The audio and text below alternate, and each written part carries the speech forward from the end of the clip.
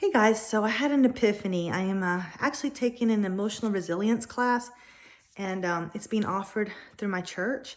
And if y'all ever have an opportunity to do that, I strongly suggest it. I've only after only two classes, I've already learned so much, and it has nothing to do with feeling like you're crazy or that you need a counselor. Although those things are fine if that's what you feel. I mean, obviously, that's not a negative thing to seek out help.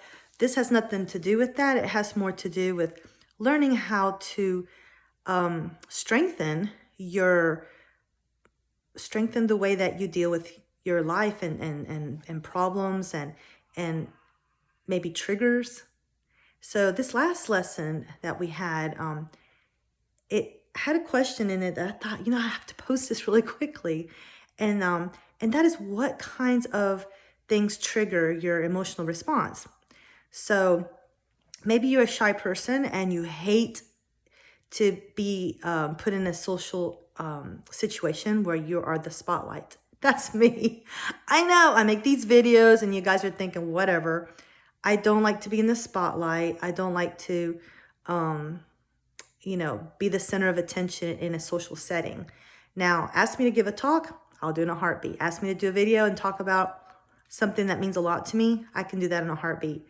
But just like if we're in a group setting and someone automatically says, "So, Janita, tell us about your trip to whatever," or "Tell us about your whatever," and all of a sudden eyes on me, I don't like that at all. And I lose my train of thought. I forget what I wanted to say. I might say something that later I'm like, dang, what did I say that? I don't, yeah. I overcompensate. Sometimes it looks like I'm okay when I'm not. So anyway, that's just one example. And many of you may suffer from anxiety, or maybe you just have kind of and I hate to put it this way, but a complex. Like maybe when you were growing up, you were told that your nose was big. And so then you're watching everyone, looking at your nose. I mean, that's kind of crazy. I know someone who had the thing about their ears. And so they never took their hair behind their ears because they were self-conscious about it. I had another friend who was self-conscious about her feet. I don't ever even look at feet. But anyway, we all have our things, right? And it's completely normal. And stems back to when we were kids. So this is why I wanted to make this post. I want you to remember that when it comes to your kids.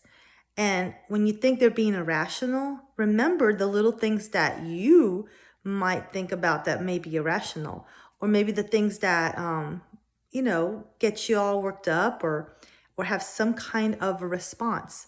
It could be physical response. I mean, I get sick to my stomach when I'm anxious. So, so think about that when you think of your own kids. And, maybe when they were younger, maybe they were bullied and they didn't tell you about it. Maybe one time when you took your kid to the playground, maybe they fell and got embarrassed.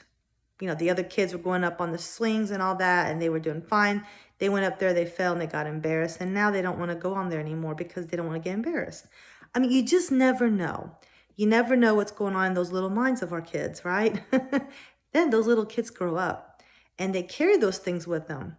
And so that is where we can help.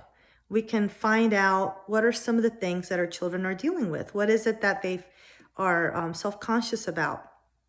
And so I was observant. I try to be observant with my children. I still missed a lot of things.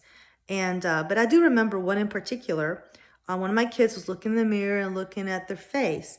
And I realized that they had hit that puberty stage where there are zits everywhere. And I knew it was bothering them. So instead of pointing it out and say, hey, because I think as parents, we're like, well, let's just make it better. Let's put some medicine on it, whatever.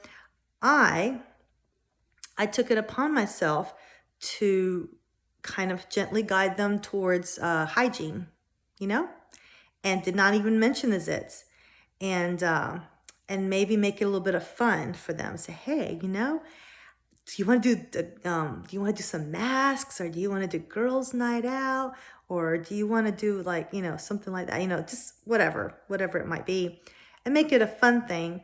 And then eventually, hopefully, if they do open up to you, you can kind of take care of that at that time. But it's a really, really fine line because you really, really want to help your children. But on the other hand, if you mention it and really make a big deal about it, it's going to become an issue, much bigger issue.